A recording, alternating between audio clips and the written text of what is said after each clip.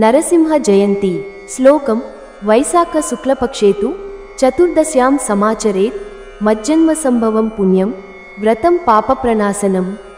ఈ శ్లోకం ప్రకారం వైశాఖ మాసంలోని శుక్లపక్ష చతుర్దశి తిథిని ఎంతో విశిష్టమైనదిగా పరిగణించాలి।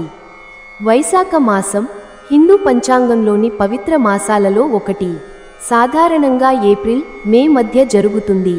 శుక్లపక్షం చంద్రుడు శుద్ధమవుతూ వెలుగుతో పెరుగుతున్న కాలం పాడ్యమి నుండి పౌర్ణమి వరకు శుభకార్యాలకు అనుకూలం। చతుర్దశి తిథి పక్షంలో 14వ రోజు। ఈ రోజు ప్రత్యేకమైన వ్రతం చేయవలసినదిగా సూచించబడింది। సమాచరేత్ అనే పదం ద్వారా ఈ తిథిలో వ్రతాన్ని తప్పనిసరిగా ఆచరించాలి అని స్పష్టంగా చెప్పబడుతోంది।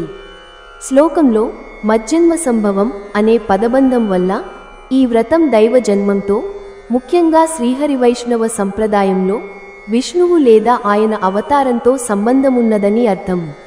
ఈ వ్రతం పుణ్యఫలదాయకం, శుద్ధిని శాంతిని కలిగించేదిగా ఉంటుంది। పాపప్రణాశనం మన పూర్వ కర్మఫలాల వల్ల వచ్చిన పాపాలను నివారించగల శక్తిని కలిగి ఉంటుంది।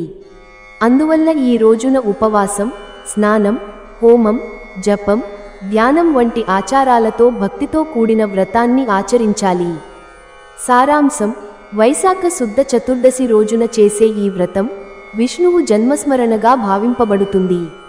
ఇది అత్యంత పవిత్రమైనదే కాక పాపాలను నివారించి భక్తునికి పరమ పుణ్యాన్ని ప్రసాదించగలదని శాస్త్రవాక్యం తెలియజేస్తోంది।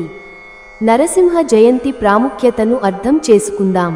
భారతీయ హిందూ సంస్కృతిలో ఎంతో విశిష్టతను కలిగిన పర్వదినం నరసింహ జయంతి। ఇది శ్రీమహావిష్ణువు యొక్క 4వ అవతారమైన నరసింహస్వామి అవతార దినోత్సవంగా జరుపుకుంటారు। నరసింహుడు అరది, మానవుడు అరది, సింహరూపుడిగా కనిపించిన దివ్యరూపం। ఆయన అవతారం ధర్మాన్ని రక్షించేందుకు మరియు భక్తుని రక్షించేందుకు దిగివచ్చిన శక్తియుతమైన ఘట్టంగా పరిగణించబడుతుంది। నరసింహ జయంతి కథ, దివ్యగాథ। నరసింహ జయంతి వెనుక ఉన్న పురాణ గాథ హిందూ ధర్మంలో ఎంతో ప్రాముఖ్యమైంది। ఈ గాథ శ్రీమహావిష్ణువు నరసింహ అవతారంతో ప్రారంభమవుతుంది। ప్రాచీన కాలంలో మహర్షి కశ్యప మరియు అతని భార్య దితికి 2 కుమారులు పుట్టారు, హిరణ్యాక్షుడు మరియు హిరణ్యకశిపుడు। ఈ ఇద్దరూ బలమైన తపస్సు చేసి బ్రహ్మదేవుని ప్రసన్నపరచి ఓ వరం పొందారు। ఆ వరంతో వారు దాదాపు అజేయులు అయ్యారు, అంటే వారిని ఎవ్వరూ చంపలేరు అని వరం ద్వారా లభించిందని చెప్పబడుతుంది। ఈ వరంతో వారు అహంకారంతో భూమి, ఆకాశం, పాతాళం అన్ని లోకాలపై ఆధిపత్యం సాధించేందుకు ప్రయత్నించారు। వారిలో ఒకడు హిరణ్యాక్షుడు భూమిని సముద్రంలో దాచడంతో శ్రీమహావిష్ణువు వరాహావతారంలో అవతరించి అతన్ని సంహరించారు। ఈ ఘట్టాన్ని గుర్తు చేస్తూ వరాహ జయంతి జరుపుకుంటారు। హిరణ్యకశిపుని మాత్రం బ్రహ్మ వరం కారణంగా దేవతలు కూడా చంపలేకపోయారు। అదే సమయంలో అతనికి ప్రహ్లాదుడు అనే కుమారుడు పుట్టాడు, కానీ ఆ బాలుడు తన తండ్రి ధర్మానికి విరుద్ధంగా శ్రీహరి వైష్ణవ భక్తుడుగా మారాడు। అతని మౌలిక విశ్వాసం శ్రీమహావిష్ణువు సర్వత్రా ఉన్నాడు అనే నమ్మకం। హిరణ్యకశిపుడు ఎంతో ప్రయత్నించినా ప్రహ్లాదుని భక్తిని తొలగించలేకపోయాడు। చివరికి కోపంతో తన కుమారుని చంపాలని నిర్ణయించుకున్నాడు। తాను తమ్ముడి హత్య వల్ల కోల్పోయిన కోపంతో హోళిక అనే తన అక్కను అడిగి ప్రహ్లాదునితో కలిసి అగ్నిలో కూర్చోమని చెప్పాడు। హోళికాకు ఒక దివ్య వస్త్రం ఉండేది, అది అగ్ని నుండి రక్షించే శక్తిని కలిగి ఉండేది।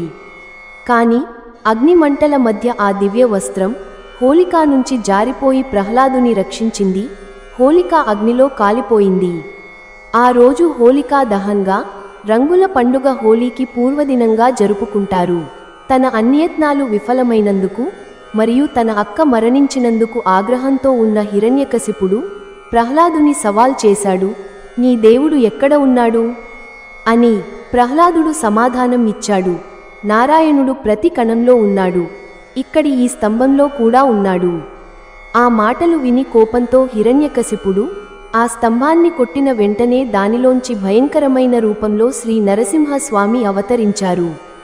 అర్ధ మానవుడు, అర్ధ సింహరూపుడు అయిన నరసింహుడు ఆ వరానికి లోబడి ఉన్న నిబంధనల ప్రకారం సాయంత్రం సమయానికి గదిలో బీచెత్తు ప్రాంగణంలో చెప్పు లేదా ఆయుధం లేకుండా సింహరూపంలో ఊరికి లోబడి కాని వ్యక్తిగా హిరణ్యకశిపుని తొడలపై పెట్టి అతన్ని నఖాలతో చీల్చి చంపాడు.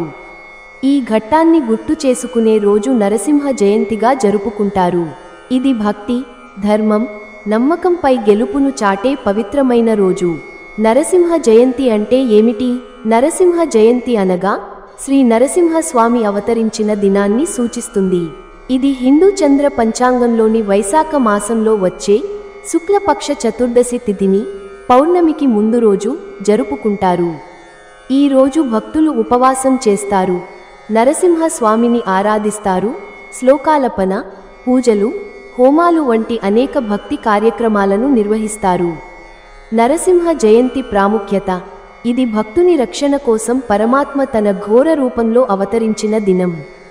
నరసింహుడు భక్త ప్రహ్లాదుని రక్షించి హిరణ్యకశిపుని సంహరించిన ఘట్టాన్ని గుర్తు చేస్తుంది. ఈ రోజున నరసింహ స్వామిని పూజించడం వల్ల భయాలు, నెగటివ్ ఎనర్జీలు తొలగిపోతాయని నమ్మకం ఉంది. ఇది ధర్మం విజయం సాధించిన రోజుగా భావించబడుతుంది. ఉపవాసం, జపం మరియు పూజల ద్వారా భక్తులు నరసింహుని ఆశీస్సులు పొందతారు. ఈ వీడియో మీకు నచ్చితే లైక్ చేయండి, కామెంట్ చేయండి, షేర్ చేయండి, అలానే సబ్స్క్రైబ్ కూడా చేసుకోండి.